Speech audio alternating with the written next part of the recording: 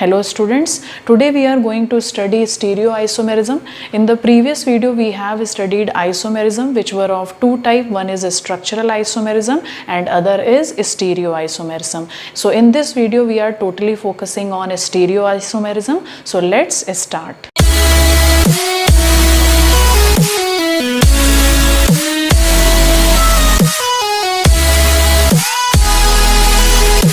A stereoisomer is defined as when isomer is having same structural formula but the relative arrangement of atoms or group of atoms within the molecule or in the space is different. So stereoisomer जो term है, it is derived from the Greek word stereos, means space, meros means part. So stereoisomerism were of two types. One is conformational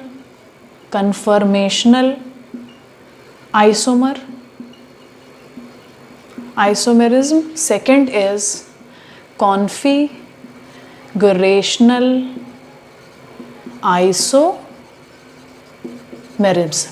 So stereoisomerism is of two types. One is conformational isomerism, second is configurational isomerism. Configurational isomerism were of two types. One is geometrical isomerism, second is optical isomerism. So first is conformational isomerism. Conformational isomerism are those stereoisomerism in which there is a difference in relative arrangement of atoms or group of atoms within the molecule. The interconversion of isomers takes place by rotation around the sigma bond. There is no requirement of breaking or making of sigma bond for the interconversion. This is called conformational isomerism. Second is configurational isomerism. In configurational isomerism, there is interconversion of isomers takes place by the breaking or making of sigma bond, not by the rotation around the sigma bond. They require breaking or making of sigma bond. That is configurational isomer. Configurational isomer were of two types. One is geometrical isomer, second is optical isomer. So we will start with optical isomer first. So let's start with optical isomerism. There are many compounds which exist in more than one stereoisomers. These stereoisomers differs in their special arrangement of atoms or group of atoms within the space. Their physical property like melting point, boiling point, vapor pressure, refractive index, density, everything is the same, and some of the chemical properties are also same. They differ only their ability to rotate plane polarized light either to left direction or to right direction. This ability is called optical activity and the phenomena is referred as optical isomerism. So let's start with optical isomerism. So there are many terms which we have to learn before starting the optical isomerism. First is plane polarized light.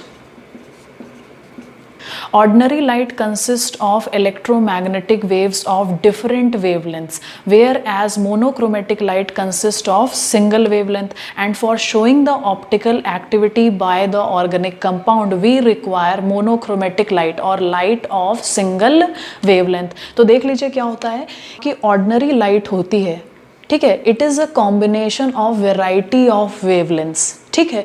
तो हमको optical activity show करने के लिए single monochromatic light चाहिए, यानी ये single wavelength की light चाहिए, ठीक है. तो ये जो ऑर्डिनरी लाइट होती है, in this variety of wavelengths are present which are perpendicular to the plane of propagation, ठीक है. तो हम इसको निकोल प्रिज्म से पास करेंगे. जब इसको निकोल प्रिज्म से पास करते हैं तो हमको जो यहाँ पे अब लाइट मिलेगी, ठीक है, वो सिंगल वेवलेंथ की लाइट मिलेगी। ठीक है, तो अब आपको दिख रहा है this wavelength is single wavelength and this is perpendicular to the plane of propagation. ठीक है, तो हमें ये सिंगल वेवलेंथ की लाइट चाहिए और फिर हम इसको किससे पास करेंगे, ऑर्गेनिक कंपाउंड के सोल्यूशन से पास करेंगे।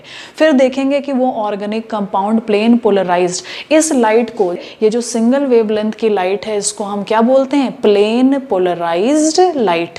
ठीक है, और ये हमारी रिक्वायर्ड है for showing the optical activity. ठीक है, तो या तो हम ऑर्डिनरी लाइट यूज करें और उसको हम पास कर दें निकोल प्रिज्म से। ठीक है, this Nicol prism is made up of calcium carbonate which is also known as calcite. ठीक है, उससे बना हुआ है। तो या तो ये हम ऑर्डिनरी लाइट यूज करें या मोनोक्रोमेटिक लाइट यूज करें। सोडियम लैम्प से जो लाइट निकलती है येलो कलर की, दैट इज मोनोक्रोमेटिक, यानी सिंगल वेवलेंथ की लाइट निकल रही है। ठीक है, और उसकी जो वेवलेंथ होती है दैट इज 589.3 पिकोमीटर। ठीक है, वो आपकी इतनी वेवलेंथ की लाइट वो एमिट करता है, तो हम उसको भी पास कर सकते हैं। तो या तो हम सिंगल मोनोक्रोमेटिक लाइट से का सोर्स ले लें, या तो हम ऑर्डिनरी लाइट को किससे पास करा दें, निकोल प्रिज्म से पास करा दें, उससे हमें सिंगल मोनोक्रोमेटिक सिंगल वेवलेंथ की लाइट मिल जाएगी। ठीक है, तो this is referred as plane polarised light. ठीक है, which is perpendicular to the plane of propagation of wave. So next is angle of rotation. What is angle of rotation?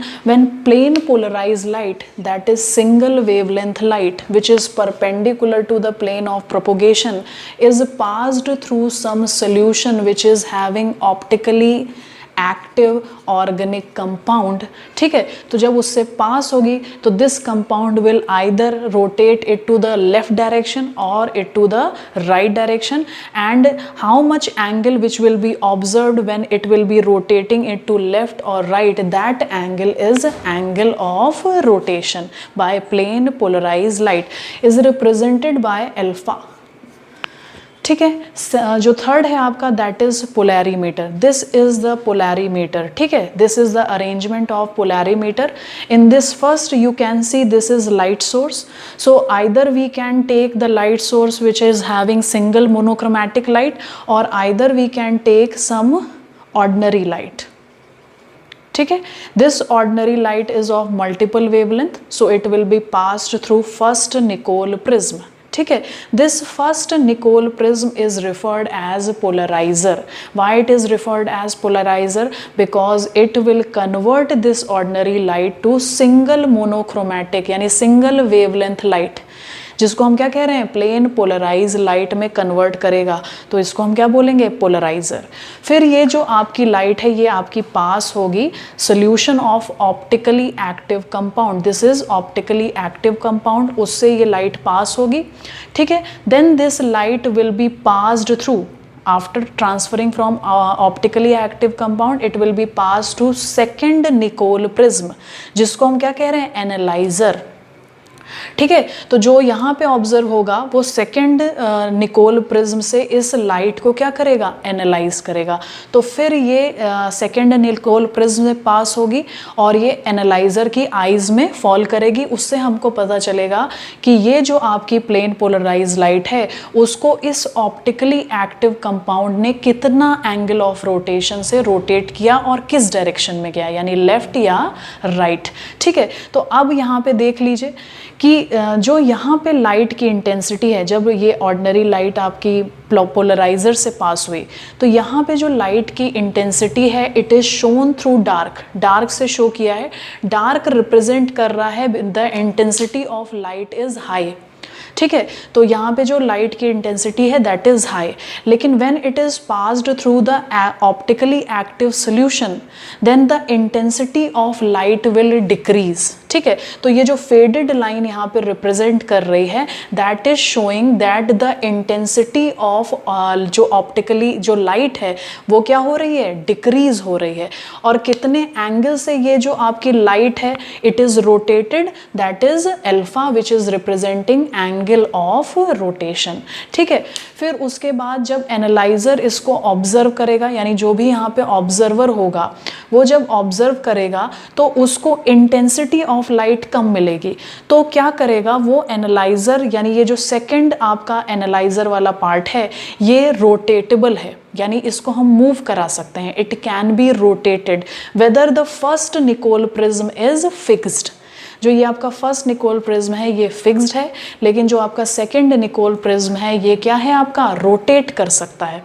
ठीक है, तो रोटेट हम क्यों करा रहे हैं, क्यों रोटेट करने की ज़रूरत है, क्योंकि जो इंटेंसिटी ऑफ लाइट हमें मिल रही है that is less because the light is rotated through certain angle.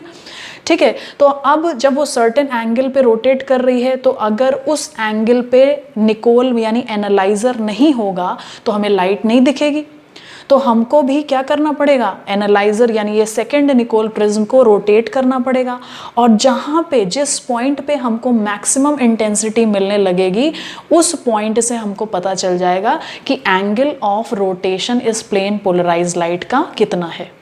और दूसरा देख लीजिए सेकंड पॉइंट क्या है यहाँ पे, जब ये लाइट आपकी फर्स्ट प्रिज्म से पास होगी, ठीक है, और मान लीजिए यहाँ पे कोई भी आपका सोल्यूशन यानी ऑप्टिकली एक्टिव कंपाउंड प्रेजेंट नहीं है, ठीक है, और ये जो दोनों प्रिज्म हैं फर्स्ट और second, this is first and this is second, ये जो प्रिज्म है जब ये एक दूसरे के बिल्कुल पैरेलल होंगे और बीच में कोई भी ऑप्टिकल एक्टिव कंपाउंड प्रेजेंट नहीं होगा, तो जो इंटेंसिटी ऑफ लाइट यहाँ पे ऑब्जर्वर को मिलेगी that will be the maximum. ठीक है, क्योंकि कोई भी लाइट यहाँ पे एब्जॉर्ब नहीं हुई होगी, किस में नहीं एब्जॉर्ब हुई होगी, ऑप्टिकली एक्टिव कंपाउंड में। ठीक है, सेकंड पॉइंट ये है कि ये पहली बात जो फर्स्ट पॉइंट था उसमें जो कंडीशन है दैट इज पैरेलल, तभी हमें लाइट यहाँ पे ऑब्जर्व होगी जब ये दोनों एक दूसरे के पैरेलल होंगे। But if they are perpendicular, अगर उनकी पोजीशन एक दूसरे के परपेंडिकुलर होगी तो no light will be observed by the observer. ठीक है, तो हमें इससे पता चल जाता है optically activity of this organic compound कि वो किस एंगल से उस प्लेन पोलराइज लाइट को रोटेट करता है। Specific rotation, specific rotation is defined as degree of rotation which is observed when the plane polarise light is passing through the some solution. ठीक है, तो जैसे कि एग्जाम्पल यहाँ पे देख लीजिए कि if this is the container in which the optically active compound is present in this solution, ठीक है, उसकी जो लेंथ होगी वो आपकी कितनी होगी 1 decimetre and the concentration of solution is gram per ml, ठीक है, of this optically active compound, and when the plane polarized light that is single wavelength light when pass through this solution, ठीक है, जिसमें जो tube length है that will be 1 decimetre and the concentration of solution is gram per ml। तो जब इससे ये light pass होगी तो either light will be rotated to the left direction with certain angle और to the right direction with certain angle. So this angle is represented as specific rotation, ठीक है, which is represented by alpha. ठीक है, at this time the temperature should be specified and particular wavelength of light should be used. ठीक है, तो आपका जो ये अल्फा है इसमें जो यहाँ पे टी है this is representing the temperature, specified temperature, and this D will represent the wavelength of light which is used, यानी जो भी पोलराइज लाइट आपकी यूज हुई है। जैसे कि अगर हमने सोडियम लैम्प यूज किया तो सोडियम लैम्प में सिंगल मोनोक्रोमेटिक लाइट होती है, यानी सिंगल वेवलेंथ की लाइट होती है, कितनी होती है 589.3 पिकोमीटर इतनी होती है। ठीक है, तो यहाँ पे जो डी है अल्फा में, ठीक है, अल्फा में जो डी है वो कितना हो जाएगा 589.3 पिकोमीटर। ठीक है, if the temperature is 298 kelvin तो यहाँ पे हम कितना रिप्रेजेंट कर देंगे 298 केल्विन। ठीक है, फॉर्मूला क्या हो जाएगा, angle of rotation that is क्या हो, किसे रिप्रेजेंट करते हैं हम उसको अल्फा से। ठीक है, angle of rotation upon length into C, C वहाँ पे क्या रिप्रेजेंट कर रहा है, कंसंट्रेशन, ठीक है, जो यहाँ पे अभी मैंने कंसंट्रेशन बताई थी ग्राम per ml, and this length should be at least कितना होगा आपका 1 डेसीमीटर या 10 सेंटीमीटर, ठीक है, तो उससे हम इसको रिप्रेजेंट करेंगे, तो this will give standard specific rotation. जैसे कि एग्जाम्पल केन शुगर के केस में, केन शुगर के केस में कितनी स्पेसिफिक रोटेशन होती है, अल्फा 66.5 डिग्री, ठीक है, इतनी रोटेशन होती है। पॉजिटिव का मतलब क्या हो गया, पहली बात तो एंगल ऑफ रोटेशन यानी स्पेसिफिक रोटेशन कितनी है 66.5 shown by the cane sugar solution, ठीक है, और जो ये पॉजिटिव रिप्रेजेंट कर रहा है, it is showing that the light is rotated to right direction और क्लॉकवाइज, ठीक है।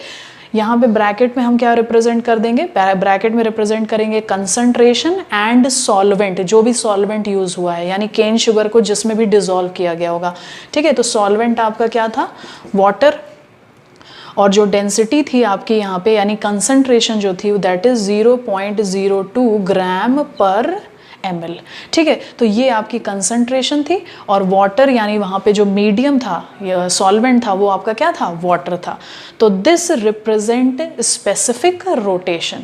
सो before starting the optical activity, first of all we have to understand what is optically active compound. Optically active compounds are those which rotate the plane polarise light either to left direction और to right direction, ठीक है। The first scientist who observe the optically active compound was Louis Pasteur, ठीक है, उन्होंने किस में observe किया, इन sodium ammonium tartrate, ठीक है, on crystallization of concentrated solution of sodium ammonium tartrate, he observed there are two types of crystal present in this solution on crystallization, ठीक है, one was right handed and the other was left handed, it means they are rotating the plane polarized light into the different direction. So next is cause of optical activity. First time optical activity was observed by Louis Pasteur, ठीक है, आपको पता है जो 3 dimensional structure था वो first time किसने दिया था, it was given by van't Hoff and Le Bel. किस में दिया था उन्होंने, in methane, they have given that the methane is having tetrahedral structure and the angle between these bonds are कितना था 109 degree 28 minute, this was referred as tetrahedral angle. तो जो Louis Pasteur थे उन्होंने जो अपनी स्टडी की ऑप्टिकल एक्टिव कंपाउंड की, वो किस में स्टडी की, in the 3 dimensional structure of organic compound, ठीक है। तो उन्होंने क्या देखा कि जो कार्बन था, जो कार्बन के 4 बॉन्ड थे, ठीक है, अगर वो 4 बॉन्ड डिफरेंट एटम्स और मॉलिक्यूल से बने हैं तो इसको हम क्या कहेंगे, एसिमेट्रिक कार्बन, या इसी को हम क्या बोलते हैं, कायरल कार्बन, ठीक है। तो chiral carbon was the main reason behind optical activity, it was the main cause of optical activity. In the methane as you can see all the 4 bonds are same, ठीक है, तो जब there is a symmetry in all the bonds which are attached to the carbon, this will not show optical activity, यानी ये optical activity को show नहीं करेगा। लेकिन अगर सारे बॉन्ड उसके डिफरेंट हैं तो इसको हम क्या बोलेंगे, कायरल कार्बन या एसिमेट्रिक कार्बन, और इस तरह के जो कार्बन होते हैं वो प्लेन पोलराइज्ड लाइट को एक पर्टिकुलर डायरेक्शन में क्या कर सकते हैं, रोटेट कर सकते हैं। तो it means this was the main cause of optical activity. So what is a chiral carbon? Chiral carbon are those carbon which are asymmetric, it means whose all the 4 bonds are different and they are not superimposable.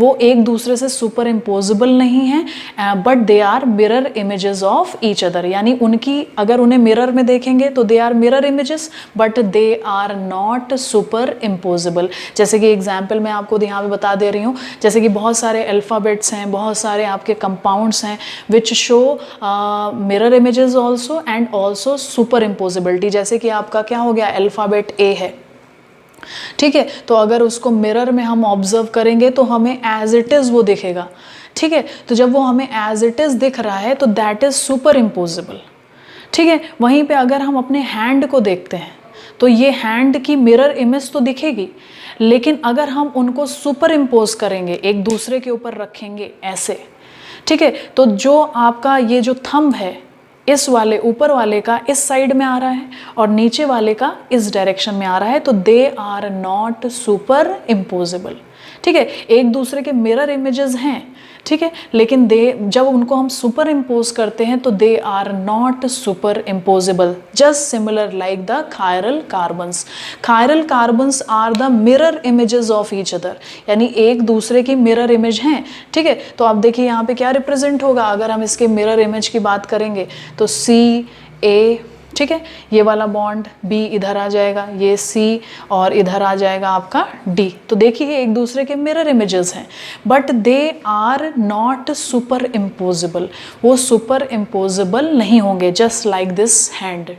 So these are the some example by which we can understand what is optical activity and how it is shown. As we have understand what is chiral carbon, the main reason behind the optical activity is the chirality of the carbon and it is also named as asymmetric carbon. What is asymmetric carbon? Whose all the bonds are different, ठीक है, who is bonded to different atoms, जिसके चारों जो bond हैं वो different atoms से bonded हों, यानी किसी तरह की भी symmetry वहाँ पे present नहीं है. That is chirality. Only these type of organic compound can show optical activity. लीजिए यहाँ पे एग्जाम्पल से हम बात कर लें. इस कार्बन को देखिए, इस कार्बन का ये 3 डायमेंशनल स्ट्रक्चर रिप्रेजेंटेड है, ठीक है. तो ये जो डैश से रिप्रेजेंटेड है, it is representing, this is the plane of the paper. यहाँ पे कार्बन प्रेजेंट है, तो जो डैश से बॉन्ड रिप्रेजेंट है which is perpendicular to this plane of paper, यानी वो नीचे की तरफ है and away from the observer, यानी आपसे इधर की साइड में है, आपसे दूर है, ठीक है. तो अवे फ्रॉम द ऑब्जर्वर है और परपेंडिकुलर टू डाउनवर्ड डायरेक्शन. जो डार्क से रिप्रेजेंटेड है ये वाली lines, this is above the this plane of the paper, perpendicular to the plane of paper and towards the observer है. और जो आपकी नॉर्मल लाइंस हैं, it is representing this bond is present in this plane, ठीक है. तो अब यहाँ पे देख लीजिए कि दिस इज कायरल और not. No, this is not a chiral carbon. तो ये किस तरह का कार्बन हो गया, ये हो गया a chiral carbon. Why this is a chiral? A chiral का मतलब हो गया कि वहाँ पे कोई 2 बॉन्ड या 3 बॉन्ड आपके क्या हो सकते हैं, सिमिलर हो सकते हैं, यार ये सारे सिमिलर हो सकते हैं. तो वहाँ पे सिमिट्री आ गई और जब सिमिट्री आ जाएगी तो ऑप्टिकल एक्टिविटी शो नहीं होगी. देख लीजिए यहाँ पे, देखिए ये कार्बन यहाँ पे OH से जुड़ा है, हाइड्रोजन से जुड़ा है, लेकिन यहाँ पे 2 CH3 से जुड़ा है.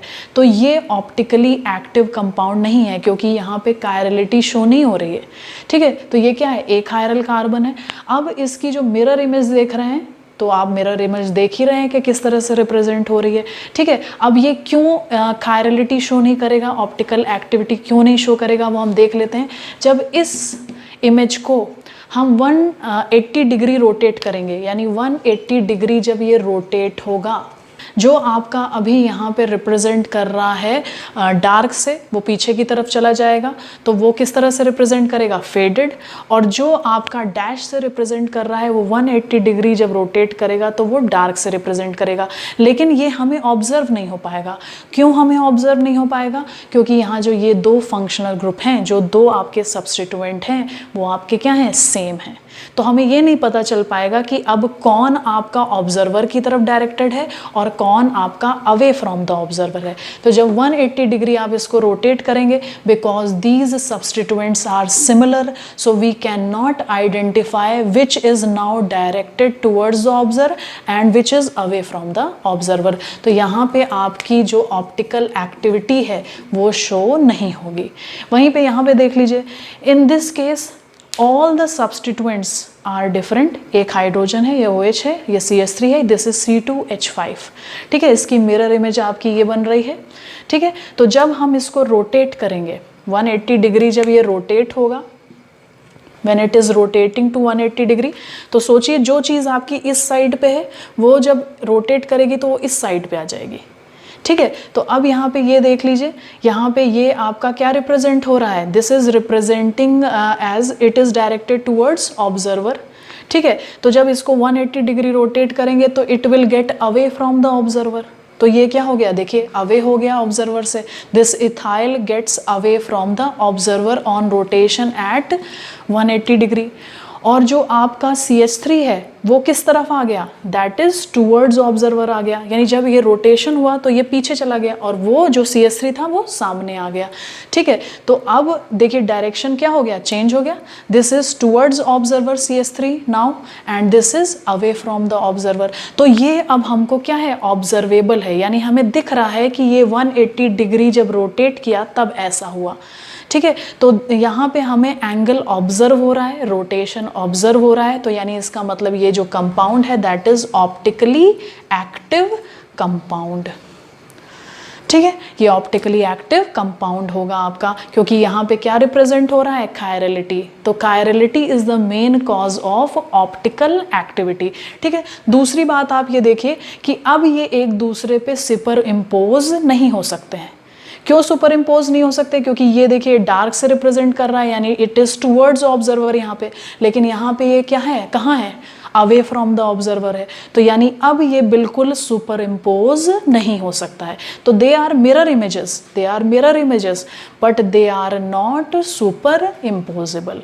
ठीक है, तो ये आपका क्या हो गया, chiral carbon which show optical activity. So next is enantiomers. Enantiomers are those optically active compounds which are not superimposable to each other but they are mirror images of each other. ठीक है, अभी हमने एक example किया था butanol का, butane 2-ऑल का, फिर से देख लेते हैं, एक और एग्जाम्पल कर लेते हैं, लैक्टिक एसिड।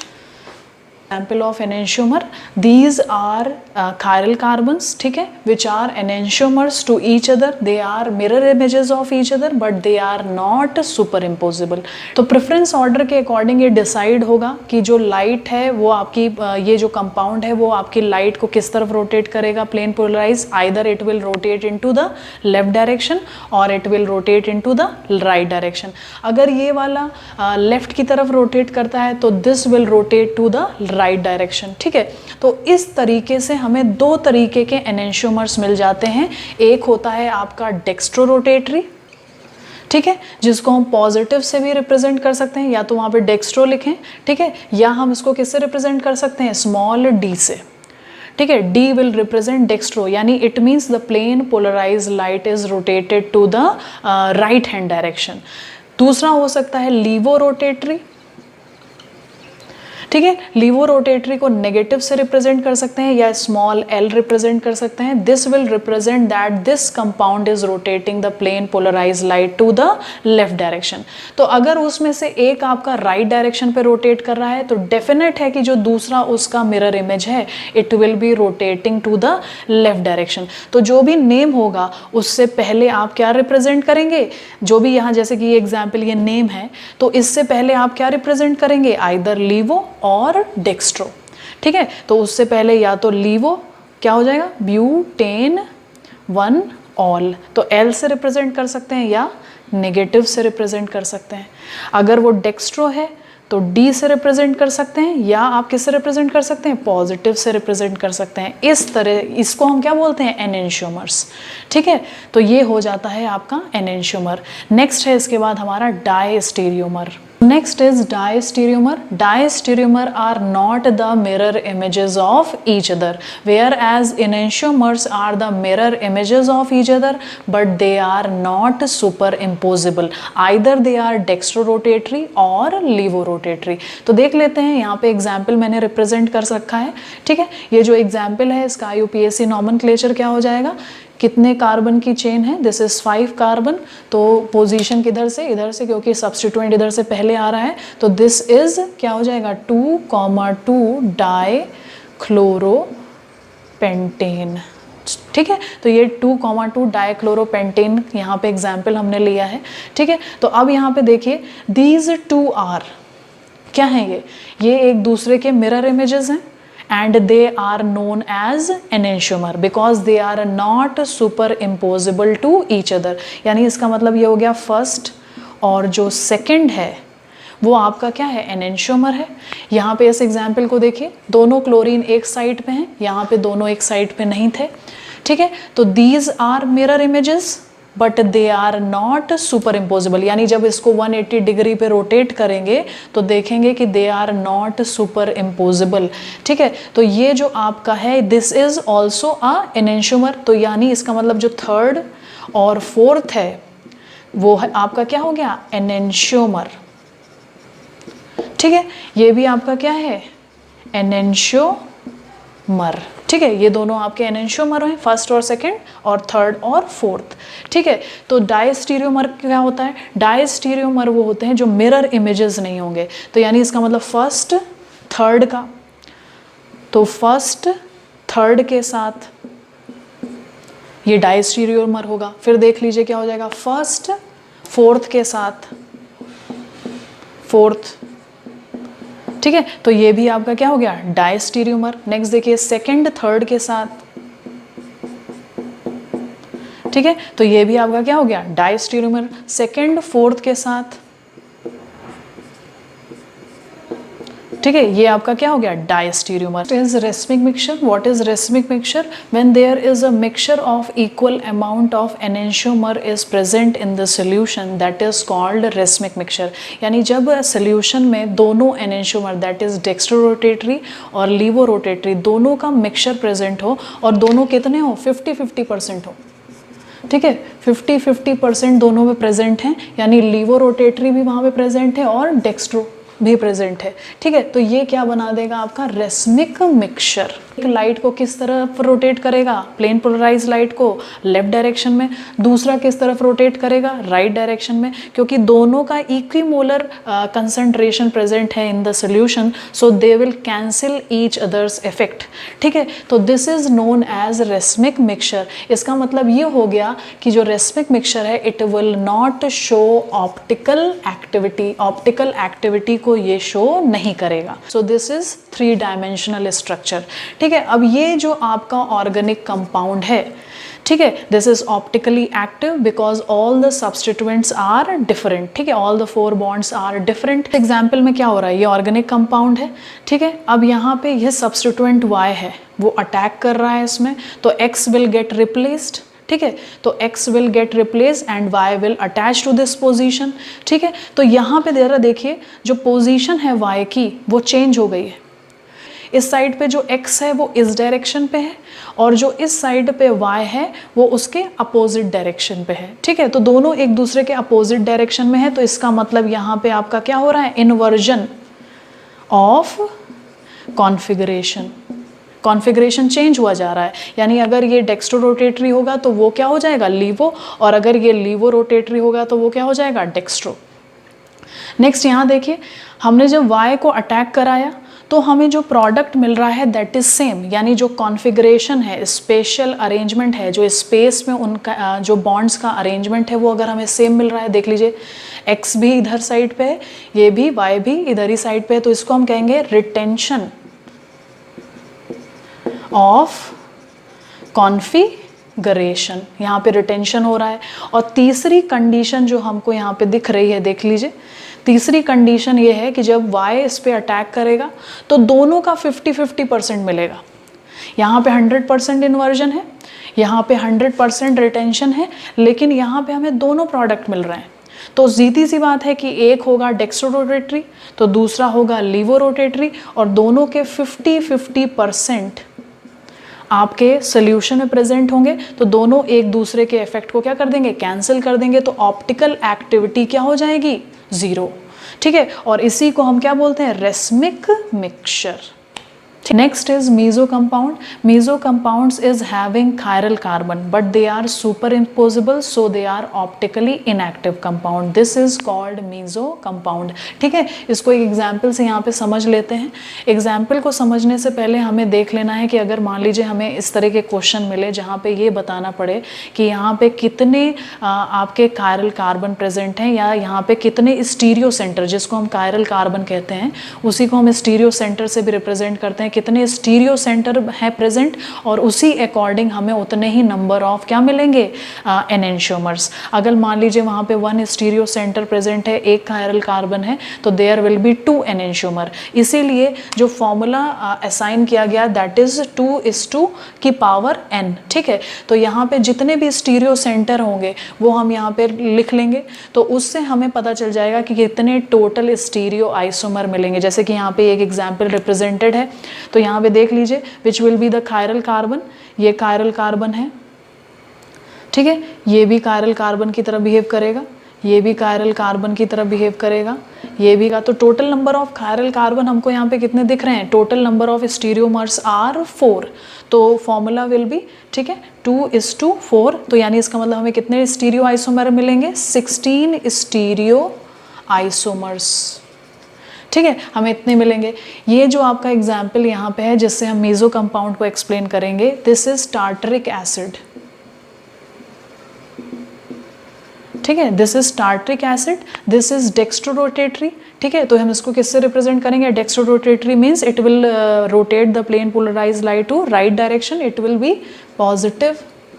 ठीक है, and this will be negative laevorotatory. ठीक है, बिकॉज दे आर एनेंशियोमर्स। ठीक है, दोनों एक दूसरे के क्या हैं, मिरर इमेजेस हैं, but they are not superimposable. ठीक है, वो सुपर इम्पोजिबल नहीं है, इट इज टार्टरिक एसिड। ठीक है, तो टार्टरिक एसिड में कितने स्टीरियो सेंटर हैं, 2। ठीक है, देख लीजिए यहाँ पे हमने रिप्रेजेंट किया है, 2 स्टीरियो सेंटर हैं। तो नंबर ऑफ स्टीरियो आइसोमर ये कितने शो करेगा, कितने शो करने चाहिए, नंबर ऑफ कितने हो जाएंगे, 2:n, यानी क्या हो गया यहाँ पे 2, इट विल बी 4। ठीक है, तो instead of showing 4 stereo isomer it is showing 3 stereo isomer. जो आपका यहाँ पे टार्टरिक एसिड है उसको 4 स्टीरियो आइसोमर शो करने चाहिए, लेकिन वो कितने शो कर रहा है, 3 स्टीरियो आइसोमर शो कर रहा है, because of the one of the isomer is meso compound. ठीक है, तो देख लीजिए ये आपके क्या हैं, ये आपके एनेंशियोमर्स हैं। ठीक है, they are mirror images but they are not superimposable. In this case देख लीजिए यहाँ पे क्या हो रहा है, यहाँ पे जो OH ग्रुप है that is on the same side. ठीक है, तो ये जो आपके दोनों हैं they are not superimposable, यानी एक दूसरे में सुपर इम्पोजिबल वो नहीं है जब उनकी मिरर इमेजेस देखी गई, लेकिन it is super imposable with in itself, यानी मॉलिक्यूल खुद में ही सुपर इम्पोजिबल है। यानी जब इस मॉलिक्यूल को 2 हाफ में हम कट करें, यानी प्लेन ऑफ सिमेट्री को जब इसके हाफ से आप पास करेंगे तो आप देखेंगे दे आर सुपर इम्पोजिबल, यानी जो दोनों के फंक्शनल ग्रुप्स हैं, सब्स्टिट्यूएंट्स हैं, वो एक दूसरे पे क्या करेंगे, ओवरलैप करेंगे। ठीक है, बिल्कुल प्लेन ऑफ पेपर की तरह, जैसे कि प्लेन ऑफ पेपर है। ठीक है, और उसमें इस मॉलिक्यूल को हमने रखा हुआ है और हमने उसको फोल्ड किया, तो जब हम फोल्ड करेंगे तो जो ये COOH है वो COOH के साथ क्या कर जाएगा, ओवरलैप कर जाएगा, OH के साथ, H के साथ कर जाएगा। तो प्लेन ऑफ सिमेट्री जब पास होगी तो ये एक दूसरे पे क्या है, यानी विद इन द मॉलिक्यूल एक दूसरे में ये ओवरलैप हो रहे हैं जब इनको 2 हाफ में हम करते हैं, चाहे ये वाला हो चाहे ये वाला हो। ठीक है, तो जब ये एक दूसरे पे सुपर इम्पोज होने लगेंगे यानी इसका मतलब ये ऑप्टिकल एक्टिविटी शो नहीं करेंगे। और जो इस तरह के कंपाउंड होते हैं जो कि जिनमें क्या शो होता है, internal compensation, this is referred as internal compensation. कैसे, जैसे कि आप यहाँ पे देखेंगे जो रोटेशन होता है, यानी क्लॉकवाइज डायरेक्शन पे रोटेट करना है कि एंटी क्लॉकवाइज पे रोटेट करेगा, ये कैसे पता चल जाता है, ये प्रेफरेंस ऑर्डर से पता चलता है। यानी जो जिसकी प्रेफरेंस सबसे ज़्यादा होगी on the basis of their atomic मास, यानी जो पहला सब्स्टिट्यूएंट उससे अटैच होगा, ठीक है, जैसे कि यहाँ पे ये जो पहला सब्स्टिट्यूएंट OH का जो ऑक्सीजन है उसका जो एटॉमिक मास होगा उसको कंपेयर करेंगे। ठीक है, तो ऑक्सीजन का एटॉमिक मास यहाँ पे किससे अटैच है, ये कार्बन से, तो इसका एटॉमिक मास यहाँ पे किससे अटैच है, हाइड्रोजन से। तो सबसे ज़्यादा प्रेफरेंस, और इधर किससे अटैच है, इस कार्बन से। तो जो पहला आपका डिफरेंस है यानी प्रायोरिटी है वो किससे असाइन होती है, जो पहला एटम होगा। तो सबसे ज़्यादा एटॉमिक मास यहाँ पे किसका है, ऑक्सीजन का, तो सबसे ज़्यादा प्रेफरेंस इसको मिलेगी, और लीस्ट प्रेफरेंस किसको मिलेगी, इसको मिलेगी। तो सिमिलर यहाँ पे देखिए, यहाँ पे सबसे ज़्यादा प्रेफरेंस किसको मिल रही है, इस वाले ऑक्सीजन को। ठीक है, क्योंकि ये डायरेक्टली अटैच्ड है, फिर ये कार्बन। ठीक है, फिर नेक्स्ट लीस्ट प्रेफरेंस किसको मिल रही है, इसको। ठीक है, तो प्रेफरेंस ऑर्डर में जब नंबरिंग करेंगे तो this will be 1, this will be 2, this will be 3। तो ये किस तरह का रोटेशन हो गया, this is anticlockwise, left direction में रोटेशन है। ठीक है, इस वाले हिस्से को देखिए, जो हाफ पार्ट है, next half part, this will be 1, 2, 3 according to the preference order, and this in this according to the priority the rotation will be towards clockwise. ठीक है, दिस इज क्लॉकवाइज, ठीक है, and this is anti clockwise. ठीक है, तो ये दोनों एक दूसरे को क्या कर रहे हैं, एक दूसरे के इफेक्ट को कैंसिल कर दे रहे हैं विद इन द मॉलिक्यूल, यानी एक ही मॉलिक्यूल के अंदर।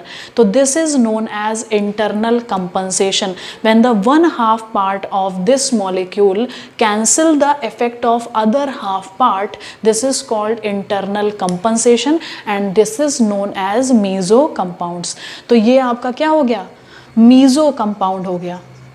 रेसमिक मिक्सचर में 2 एनेंशियोमर, फर्स्ट और सेकंड, यानी ये दिस एंड दिस, इन दोनों के 50-50% प्रेजेंट हैं।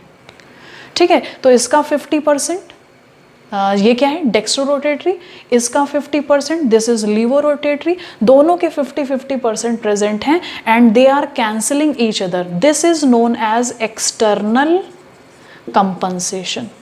यहाँ पे विद इन द मॉलिक्यूल नहीं हो रहा है, एक मॉलिक्यूल दूसरे मॉलिक्यूल का इफेक्ट क्या कर रहा है, कैंसिल कर रहा है, लेकिन यहाँ पे जो इफेक्ट कैंसिल हो रहा है वो विद इन द मॉलिक्यूल हो रहा है।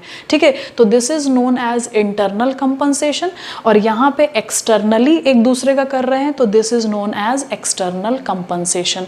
इसलिए रेसमिक मिक्सचर में ऑप्टिकल एक्टिविटी नहीं शो होती because of the external compensation, and in meso compound optical activity is not shown because they are superimposable within the molecule and they are showing internal compensation. So in tartaric acid, how many stereoisomers are possible? Not 4. According to this formula, 4 is coming, but not 4 because the one of the stereoisomer is showing meso compound.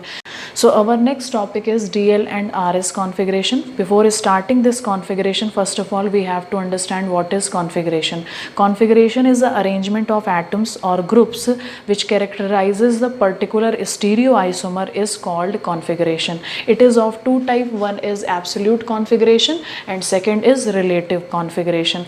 Absolute configuration is the actual arrangement of atoms or group of atoms within the molecule in the space to represent particular stereoisomer is called absolute configuration. Relative configuration is defined as when the arrangement of atoms or groups in particular stereoisomer is compared with the arrangement of atoms or groups in other stereoisomer which is taken as a standard is called relative configuration. So first of all we start with DL configuration. So let's start with DL configuration. In DL configuration we will be going to study both absolute and relative configuration. ठीक है, तो यहाँ पे मैंने कुछ example represent किए हैं. ठीक है, this first of all one thing is very important, this DL configuration is different from small DL. ठीक है, this DL represent optical activity. ठीक है, whereas this DL represent absolute and relative configuration. ठीक है, यानी arrangement of जो atom है in the stereo isomer उसको कौन रिप्रेजेंट कर रहा है, DL कॉन्फ़िगरेशन. वहीं पे प्लेन पोलराइज लाइट को अगर राइट या लेफ्ट डायरेक्शन में कोई कंपाउंड ऑर्गेनिक कंपाउंड रोटेट करता है तो उसको किससे रिप्रेजेंट करते हैं, स्मॉल d एंड L. तो this is representing optical activity whereas this is representing absolute and relative configuration. ठीक है, तो बोथ आर डिफरेंट. ठीक है, तो आप देख लीजिए कि यहाँ पे एक एग्जाम्पल रिप्रेजेंटेड है. ठीक ठीक है, दिस इज ग्लिसरल्डिहाइड, ठीक है। यहाँ पे ये जो D है that is different from this, है ना। ये पॉजिटिव क्या रिप्रेजेंट करता है, डेक्स्ट्रो रोटेशन, यानी जो लाइट है वो किस डायरेक्शन पे रोटेट कर रही है, राइट डायरेक्शन पे इन दिस केस, ठीक है। देखिए आप यहाँ पे क्या हो रहा है, दिस इज एल ग्लिसरल्डिहाइड, और यहाँ पे ये जो नेगेटिव रिप्रेजेंट कर रहा है दैट इज लीवो रोटेशन, यानी लेफ्ट हैंड साइड पे रोटेशन, ठीक है। तो both these things are different. Why this is referred as L, capital L किसे क्यों रिप्रेजेंट किया है, क्योंकि जो आपका सेकेंड कार्बन है यहाँ पे उसमें जो OH लगा है that is on the left direction, ठीक है। तो वो किससे है, लेफ्ट डायरेक्शन में है, इसीलिए इसको हम क्या कह रहे हैं, एल ग्लिसरल्डिहाइड। यहाँ पे जो OH है that is on the right direction, so it is referred as D glyceraldehyde, ठीक है। तो अब इनसे जो भी हमें कंपाउंड मिलेंगे, यानी जब भी हम इसकी रिएक्शन जिसके साथ भी करेंगे और जो भी हमें प्रोडक्ट मिलेगा that will B of D series, ठीक है। तो उसका कॉन्फ़िगरेशन किससे मैच करेगा, D कॉन्फ़िगरेशन से, D ग्लिसरल्डिहाइड से। अगर L से हम प्रोडक्ट बनाते हैं तो हमें कौन सी सीरीज़ मिलेगी, L सीरीज़ मिलेगी, यानी अगर हमने सीरीज़ ऑफ रिएक्शंस इससे कराई तो हमें हमेशा क्या मिलेगी, L सीरीज़ मिलेगी। अगर इससे सीरीज़ ऑफ रिएक्शन हमने कराई तो हमें क्या मिलेगी, D सीरीज़ मिलेगी, ठीक है। तो अब देख लीजिए, जैसे कि यहाँ पे एक एग्जाम्पल है, ठीक है, this is L glyceraldehyde. Why this is L, why its configuration is L, because the OH is present at the left direction, and which OH, second carbon का जो OH होगा, जो आपके यहाँ पे तो 3 कार्बन की चेन, यानी आप ग्लिसरल्डिहाइड में पढ़ रहे हैं, इससे ज़्यादा कार्बन की भी चेन हो सकती हैं। तो हमेशा जो कॉन्फ़िगरेशन हम चेक करेंगे वो किससे चेक करेंगे, second last carbon. Priority is given to this aldehyde 1 2 3, ठीक है। तो अगर चेन इंक्रीज हो गई तो जो सेकंड लास्ट कार्बन है उसका OH either in the left direction और इन द राइट डायरेक्शन, और उसी अकॉर्डिंग उसको पर्टिकुलर सीरीज में रख दिया जाएगा। तो यहाँ पे लेफ्ट डायरेक्शन पे है तो दिस इज L सीरीज। तो यहाँ पे देखिए L नेगेटिव ग्लिसरल्डिहाइड, इसका जब ऑक्सीडेशन कराया इन the presence of Br2 water तो क्या हो गया, हमको क्या मिला, glyceric acid, and it is also of L series, क्योंकि हम ये किससे ऑब्टेन कर रहे हैं, L ग्लिसरल्डिहाइड से, ठीक है। नेक्स्ट अगर इसका PbR3 से हमने रिएक्शन कराई तो हमें क्या मिल रहा है, L बीटा ब्रोमो एसिड, ठीक है। तो ये मिल रहा है and it is also of L series. Next जब zinc in the presence of H+ इसका रिडक्शन कराएंगे तो हमको जो कंपाउंड मिल रहा है that is lactic acid and it is also of L series, ठीक है। तो डिफरेंस कहाँ पे आ रहा है, हमने स्टार्ट किया था लीवो रोटेटरी से, यानी L सीरीज तो है, कॉन्फ़िगरेशन L सीरीज़ है, लेकिन देखिए ये किससे स्टार्टेड है, लीवो रोटेशन है यहाँ पे। तो सेकंड प्रोडक्ट जो ऑक्सीडेशन से मिल रहा है उसमें भी लीवो रोटेशन है, लेकिन जो थर्ड प्रोडक्ट हमें ब्रोमिनेशन से मिल रहा है दैट इज़ डेक्स्ट्रो रोटेशन। फिर नेक्स्ट फर्दर जब हम इसका रिडक्शन करा रहे हैं तो भी हमें क्या मिल रहा है, डेक्स्ट्रो रोटेशन मिल रहा है। इसका मतलब there is no similarity between dextro और लीवो और DL कॉन्फ़िगरेशन। DL कॉन्फ़िगरेशन और optical activity both are the different thing, ठीक है। तो अगर वहाँ पे मान लीजिए L सीरीज़ है तो वहाँ पे both dextro and लीवो rotation can happen, दोनों हो सकते हैं वहाँ पे। तो दिस वाज DL कॉन्फ़िगरेशन, और इसे कहाँ से चेक करते हैं, it is checked from the second last carbon. जैसे कि ग्लूकोज के केस में, ग्लूकोज के केस में आपके 6 कार्बन की चेन है, जैसे कि यहाँ पे एग्जाम्पल देख लीजिए, दिस इज़ ग्लूकोज, ठीक है। ये आपकी 3 कार्बन की चेन नहीं है ग्लिसरल्डिहाइड की तरह, ये 6 कार्बन की चेन है। तो यहाँ पे देख लीजिए जो सेकंड लास्ट कार्बन होगा उसमें जो OH आपका प्रेजेंट है it will decide the configuration whether it will be D और L, ठीक है। तो राइट हैंड डायरेक्शन में है तो it will be D configuration, if it is present at the left direction then it will be L configuration, ठीक है। तो सेकेंड लास्ट कार्बन, ठीक है, will decide which configuration it will be, whether it will be D or whether it will be L. This configuration is RS configuration. This is also used to determine the absolute configuration of the stereoisomer. Why this configuration is used? Because there are many drawbacks in DL configuration. The first drawback was that the organic compound which is showing series of reaction in the D configuration showing different series of reaction in the L configuration. Second drawback was that when there are more than one chiral carbon is present, then the DL configuration was not that much effective. So we are using RS configuration. It is also known as Khan-Ingold pre-log system because on the name of the scientist. ठीक है, it is also known as RS system. ठीक है, तो यहाँ पे हम देख लेते हैं what are the rules for RS configuration. First rule was first sequence rule. ठीक है, जो भी आपका बॉन्ड होंगे, जो भी कार्बन के 4 बॉन्ड्स होंगे, वो किस एटम से आपके अटैच्ड हैं, उस बेसिस पे हमने सीक्वेंस ऑर्डर दिया. यानी जैसे कि आप देख लीजिए एग्जाम्पल यहाँ पे, मान लीजिए यहाँ पे आयोडीन है, this is bromine, this is chlorine, this is fluorine. ठीक है, so according to the priority of the atom, तो प्रियोरिटी ऑफ द एटम कैसे डिसाइड होगी? On the basis of their atomic mass. Higher will be the atomic mass, higher will be the priority. So the numbering 1 will be given to iodine, 1 2 3 4. So on this basis the sequence order was decided. ठीक है, तो this was the first priority rule. जो भी atom directly आपका carbon से attached होगा, उसके मास को हम देखेंगे और उसी के बेसिस पे नंबरिंग होगी और उसी बेसिस पे सीक्वेंस डिसाइड होगा. Second, sequence rule. If the sequence was not decided by the first priority rule, then the second priority rule will be used. जैसे कि एग्जाम्पल यहाँ पे देख लीजिए, आपका क्या हो जाएगा? This is CH2, CH3, this is CHO, this is CH3, this is H.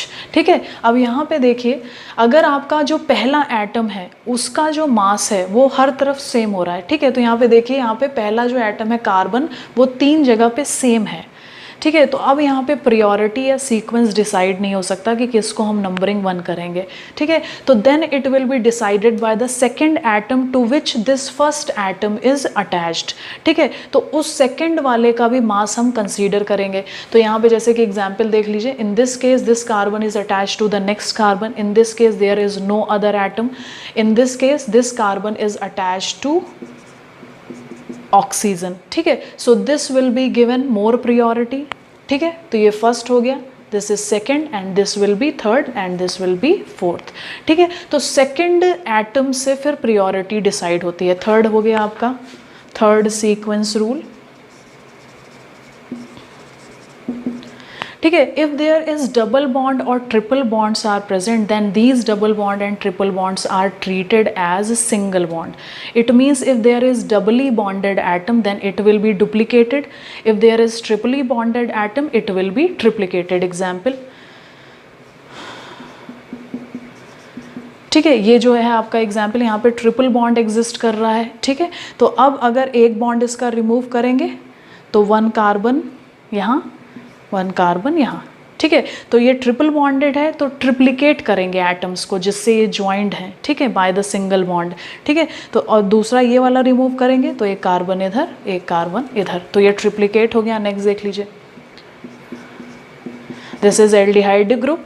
Carbon और ऑक्सीजन के बीच में डबल बॉन्ड है, तो दिस विल बी डुप्लीकेटेड. तो ऑक्सीजन का एक कार्बन से एंड इट्स विद ऑक्सीजन. ठीक है, next,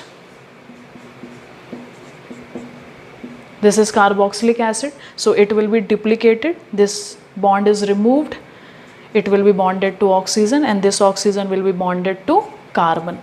So according to this priority will be decided. ठीक है, like in this case this is duplicated. ठीक है, तो यहाँ से ये bond हट जाएगा, तो this will be attached to one single bond oxygen, this will be to carbon. So next atom which is attached to the carbon is oxygen, so the priority will be given to this. So in RS configuration, R represent as rectus, which is a Latin word, it means right, whereas S represent is derived from sinister, which means left. So these are the some example in which we will do R S configuration, ठीक है। तो यहाँ पे देख लीजिए, हमें जो R S configuration का सीक्वेंस रूल है वो फॉलो करना है। तो नंबरिंग देख लीजिए, on the basis of atomic mass होती है। तो दिस ये आयोडीन है, आयोडीन का एटॉमिक मास सबसे ज़्यादा होगा, तो numbering will be done from this position. So it will be 1, ठीक है, this will be 2, this is 3, this is 4, ठीक है। तो अब ये आपका डायरेक्शन कैसे शो होगा,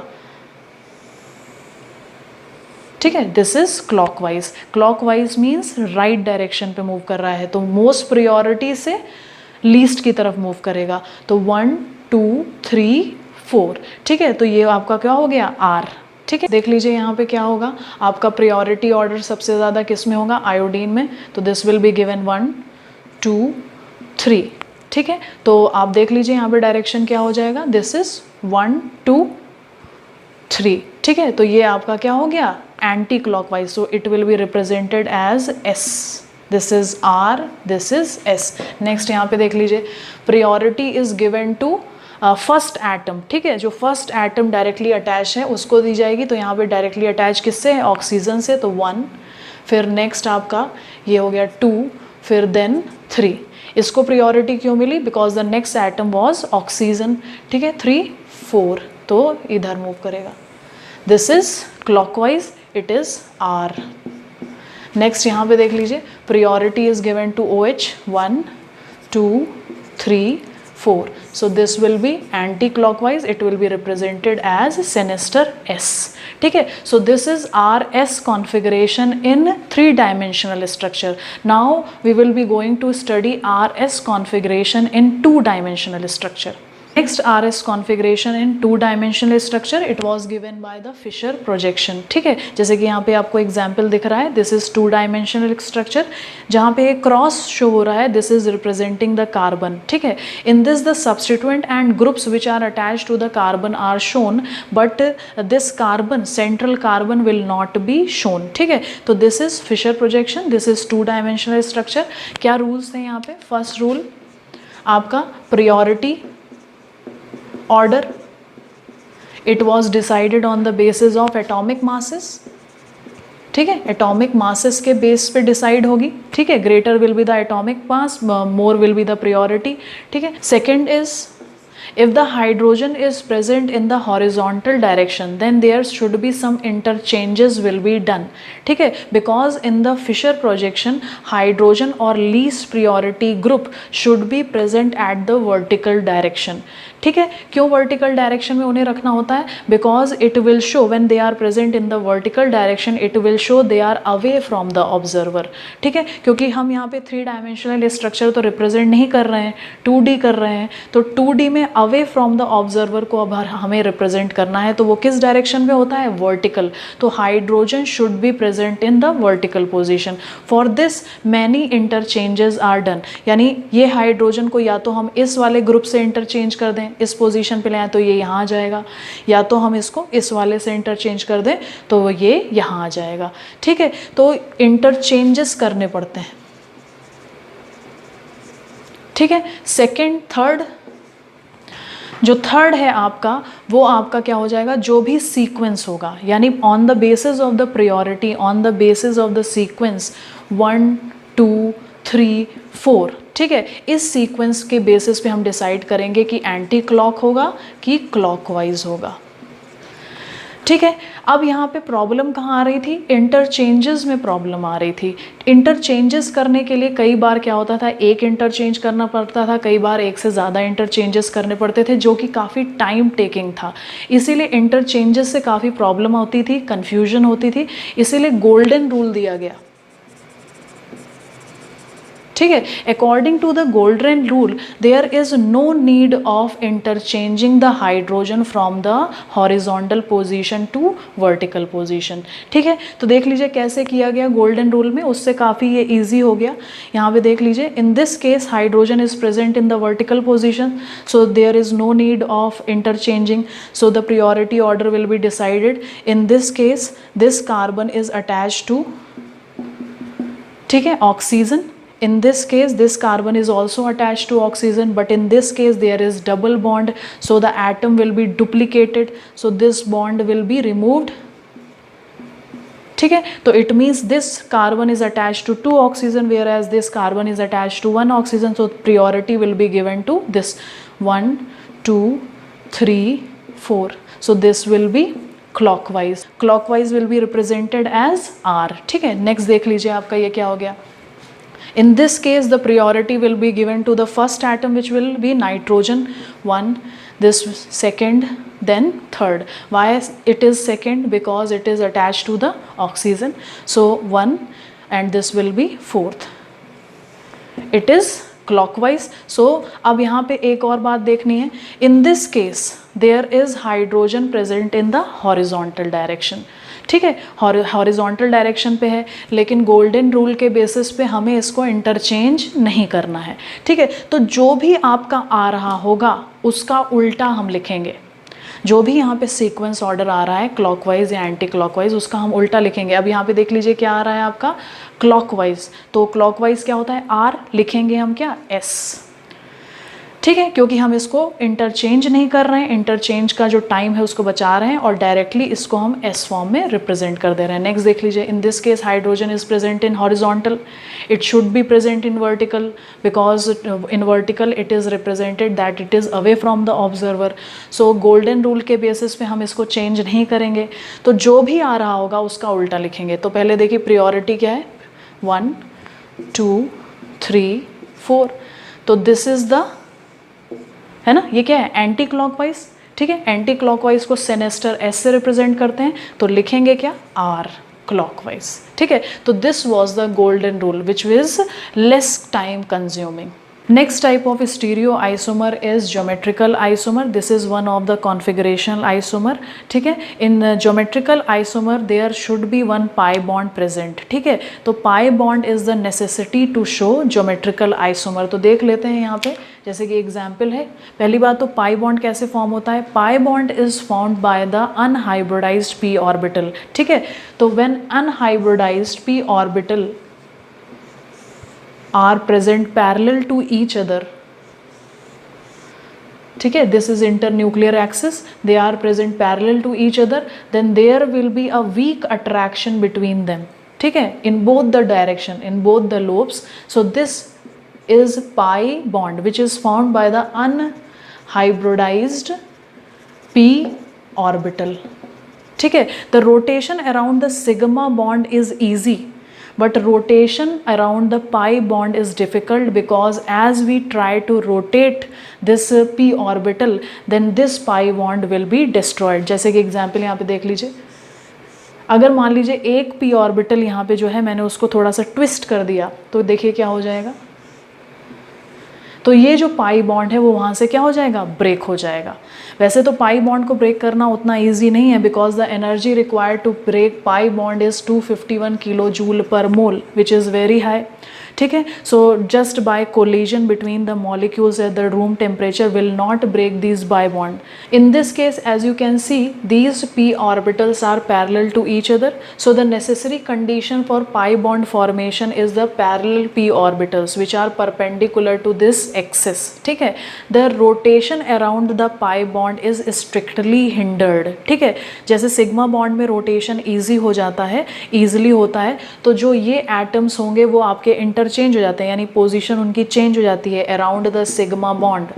अगर आपके सिग्मा बॉन्ड वहाँ पे प्रेजेंट हैं तो rotation around them will be, rotation easily हो जाएगी. लेकिन in the case of pi bond it can not be rotated, यानी it means the position of these hydrogen atoms are fixed, या जो भी सब्सटीट्यूएंट यहाँ पे कार्बन से लगा होगा it will be fixed, because the rotation around the pi bond is strictly hindered. ठीक है, तो geometrical isomers are of two type. One is cis trans geometrical isomer, second is EZ nomenclature. So these are the two types of geometrical isomer. So let's start with cis trans. So first geometrical isomerism is cis and trans. ठीक है, as I have given some example in this you can see this is cis isomer. ठीक है, this is cis geometrical isomer. Why this is cis geometrical isomer? Because the same substituents are present in the same direction. When the same substituents are present in the same direction of the double bond, then it will be represented as cis. तो this will be cis butene. ठीक है, तो यहाँ पे this will be trans because the same substituents are present in the opposite direction. So it will be referred as trans butene. ठीक है, next is EZ nomenclature. EZ nomenclature follow CIP rule. CIP system. What is CIP system? What is the full form of CIP system? Khan Ingold Prelog. ठीक है, this is Khan Ingold Prelog system which we have earlier studied in RS nomenclature. ठीक है, तो यहाँ पे आप देख लीजिए कि यहाँ पे ये कैसे होगा. The priority rule will be similar to RS configuration. So first priority is given to first atoms atomic mass.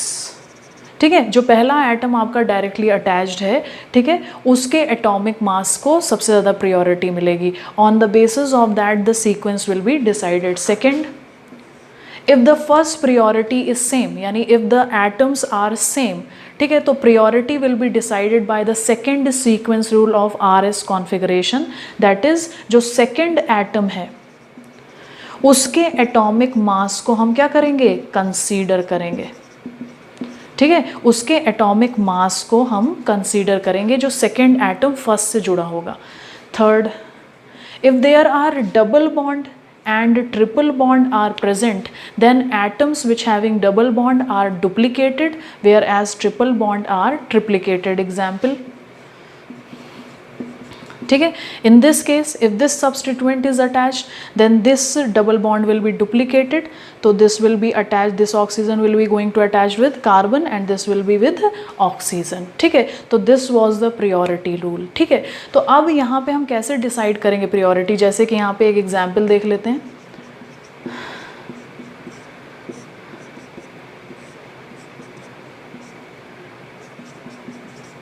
ठीक है, in this case the double bond is present. ठीक है, तो अब जो सेम कार्बन है उसी में प्रायोरिटी डिसाइड होगी. ठीक है, सेम कार्बन के बोथ सब्सटीट्यूएंट में प्रायोरिटी, यानी बोथ साइड्स पे जो फंक्शनल ग्रुप लगा है या सब्सटीट्यूएंट लगा है उसकी प्रायोरिटी पे डिसाइड करेंगे. तो पहले इनकी प्रायोरिटी डिसाइड होगी फिर इनकी प्रायोरिटी डिसाइड होगी. ठीक है, तो यहाँ पे देख लीजिए प्रायोरिटी क्या हो जाएगी, on the basis of atomic मास. तो यहाँ पे ये प्रीरियर है, क्यों, सेकेंड रूल फॉलो हो रहा है. If the atoms are same, first atom is same, then the second atom will be considered, second atom mass will be considered. तो यहाँ पे 2 हैं तो 1, तो ये 2 हो गया. ठीक है, this is given more preference because the atomic mass of iodine is greater, so this will be given as 1 and this will be 2. So in this basis the priority are decided. So high atomic mass atoms are on the opposite side. ठीक है, ठीक है, तो opposite direction में है तो हम उसको रिप्रेजेंट करेंगे किस नॉमेनक्लेचर से, ई से. ई किससे डराइव हुआ है, ई डराइव हुआ है जर्मन वर्ड जिसको हम कहते हैं एंटैगनन. ठीक है, इसका मीन्स है अपोजिट. एंटैगनन जिसका मतलब क्या हो गया, अपोजिट. वहीं पे अगर दूसरा केस ले लेते हैं, मान लीजिए एग्जाम्पल है आपका,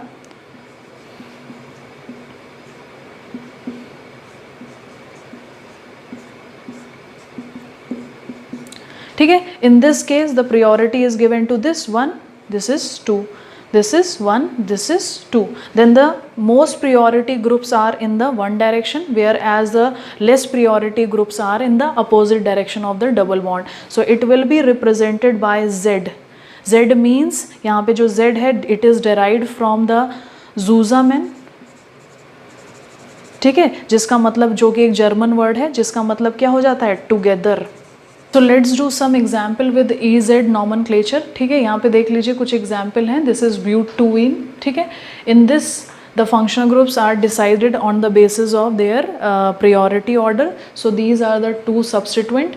So higher priority is given to CH3. ठीक है, in this case also 1 2 highest priority groups are on the same side, substituents are on the same side, so it will be named as Z, Zuzamine. ठीक है, next देख लीजिए, ये आपका क्या हो जाएगा, this will be represented as S, opposite direction में है तो S से represent होगा. In this case the priority is given to this bromine, this will be represented as 1, this will be as 2. In this case this is chlorine 1, this is 2. ठीक है, तो same priority groups are on the same side. ठीक है, so it will be represented as Z. Next देख लीजिए, in this case, ठीक है, in this case this is CHO, C double bond OH. ठीक है, तो डुप्लीकेट कंपाउंड यहाँ पे, डुप्लीकेट एटम्स यहाँ पे हो जाएंगे, तो this will B with oxygen and this is attached to carbon. See, ठीक है, तो the most priority will be given to this. ठीक है, तो this will be 1 2. ठीक है, 1 2. तो in this they are in opposite direction, higher priority groups are in opposite direction, so it will be named as S. ठीक है, S isomer ये आपका हो जाएगा.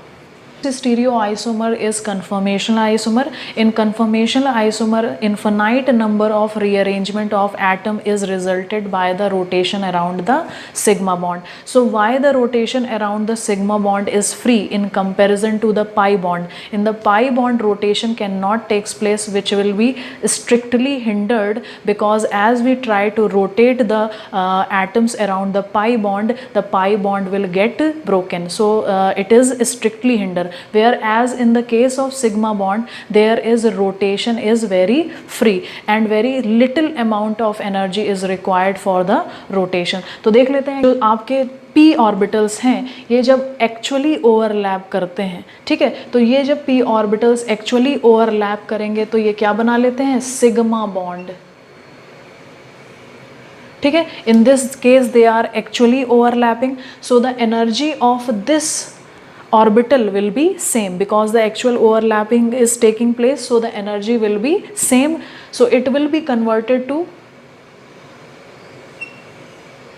ठीक है, तो अब ये जो यहाँ पे शेप हमको दिख रहा है, दिस इज सिलेंड्रिकल शेप. ठीक है, सिमेट्रिकल सिलेंड्रिकल इलेक्ट्रॉन डेंसिटी है चारों तरफ, इसीलिए जो rotation around the sigma bond है that is easy, that is free.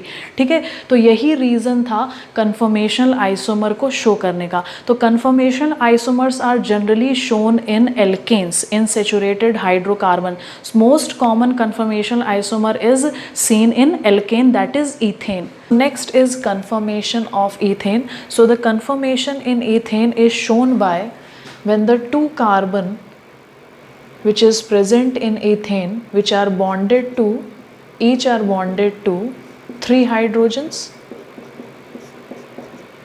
When one of the carbon is fixed while the other carbon is rotated around the axis as a sigma bond, as in the sigma bond rotation is very easy, so this carbon will keep rotating around its axis, then the position of this hydrogen with respect to the back side hydrogen will be changes. ठीक है, तो इस वजह से बहुत सारे conformation possible हैं. उसमें से जो सबसे इम्पॉर्टेंट कन्फर्मेशंस हैं वो हैं आपके फर्स्ट स्टैगर्ड.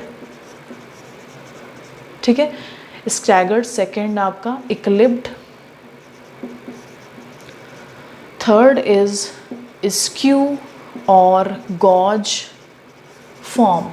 ठीक है, this is in between staggered and eclipsed. ठीक है, conformation in ethane was firstly explained by the Fischer projection, but the problem with the Fischer projection was that the structure mainly follow the eclipsed form.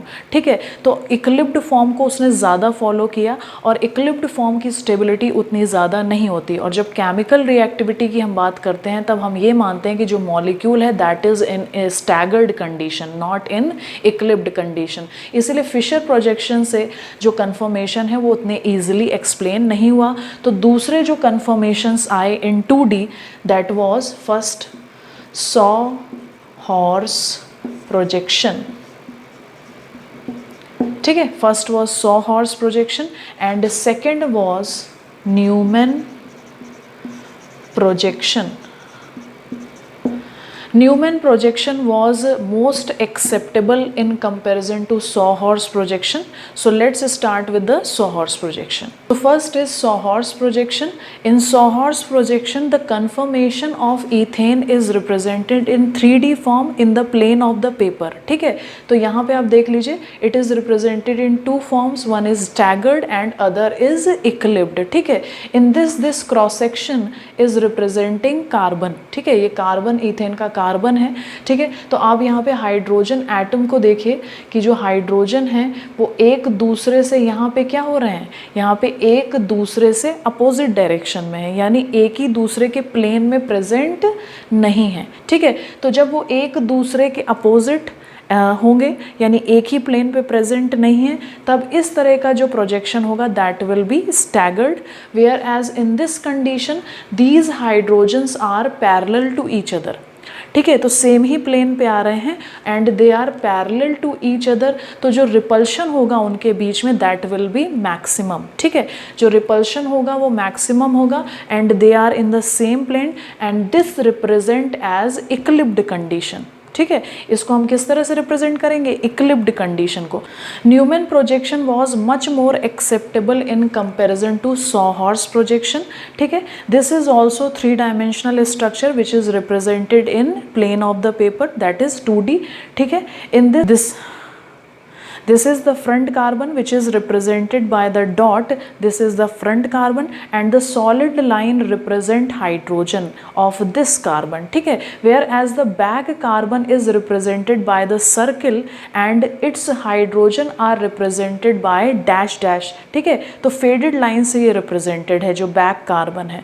ठीक है, this is staggered condition. Why this is staggered condition? जो यहाँ पे front का hydrogen है it is coming in between two back hydrogens. ठीक है, तो there is maximum possible distance between the two non-bonded hydrogen, so there is minimum repulsion. यहाँ पे जो इनके बीच में distance है, this distance is around 301 picometer. ठीक है, तो this is the maximum distance between the two non bonded hydrogen atom.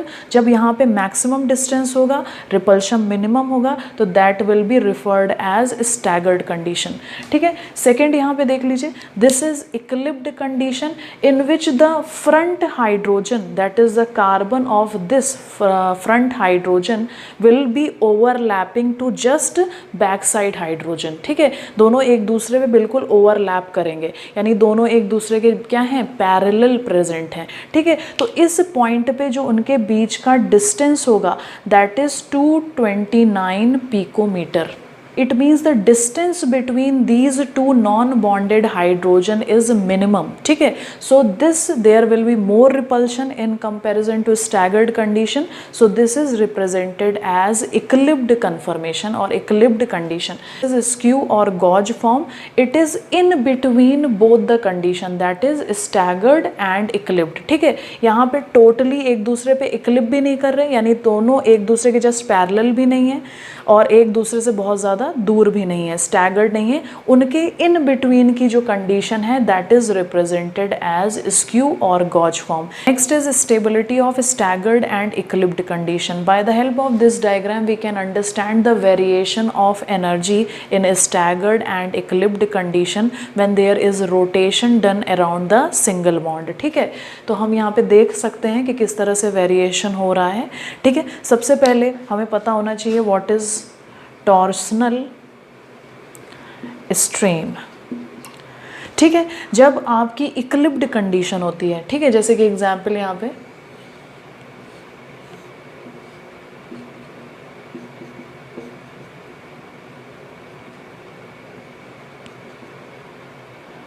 so this is eclipsed condition. In this case the front hydrogen are exactly overlapping the back hydrogen. It means they are parallel to each other. ठीक है, so there will be repulsion between them as the distance between them is minimum. ठीक है, so the repulsion between their sigma electron cloud will be maximum in comparison to staggered condition.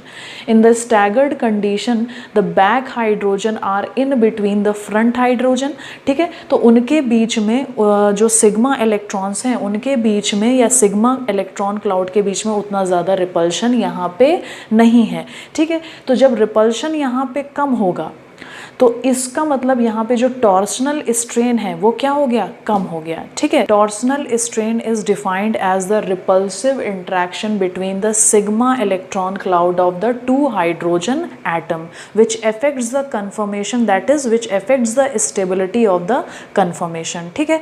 तो जो torsional strain है वो dependent होता है angle पे, ठीक है। और इस एंगल को हम क्या बोल रहे हैं, डायहेड्रल एंगल, डायहेड्रल एंगल या torsional angle. It is the angle between two carbons, है ना। जो टू कार्बन सिग्मा बॉन्ड से यानी एक दूसरे से अटैच्ड हैं, उनको जब रोटेट करेंगे तो उनके बीच में जो एंगल होगा that angle is dihedral angle and it will decide the torsional strain. More will be the torsional strain, greater will be the energy of the conformation and lesser will be the stability, ठीक है। So in this case as in the case of eclipsed condition both the hydrogen are very near to each other, ठीक है। दोनों एक दूसरे पे क्या हो रहे हैं, ओवरलैप हो रहे हैं, ठीक है।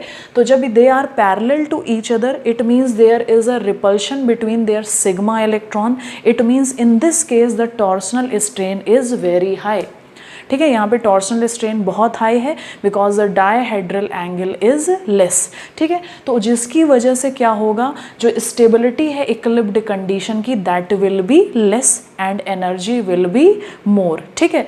Whereas in the case of staggered condition as the hydrogen are far from each other, both the non bonded hydrogen are far from each other, the distance between them is larger, so the torsional strain will be less, ठीक है। Less होगा तो energy will be less and this conformation will be more stable, ठीक है। तो यहाँ पे diagram से हमें रिप्रेजेंट हो रहा है, this is showing, this x is showing angle of rotation whereas y axis is representing potential energy, ठीक है। तो जैसे जैसे ऊपर जाएंगे वैसे वैसे एनर्जी क्या होगी, इंक्रीज होगी, ठीक है। तो आप देख रहे हैं कि इन द इक्लिप्ड कंडीशन आपकी ऊपर जा रही है, यानी जो इक्लिप्ड कंडीशन की पोटेंशियल एनर्जी है that is higher, whereas in the case of staggered condition the potential energy is less, ठीक है। तो यहाँ पे इंटर कन्वर्जन हो रहा है लगातार।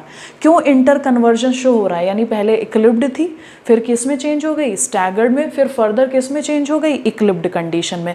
जो एनर्जी डिफरेंस है between staggered and eclipsed condition that is 12.55 kilo joule which is very less energy difference, because of that these two conformations are interchangeable, ठीक है, इंटर कन्वर्टेबल हैं।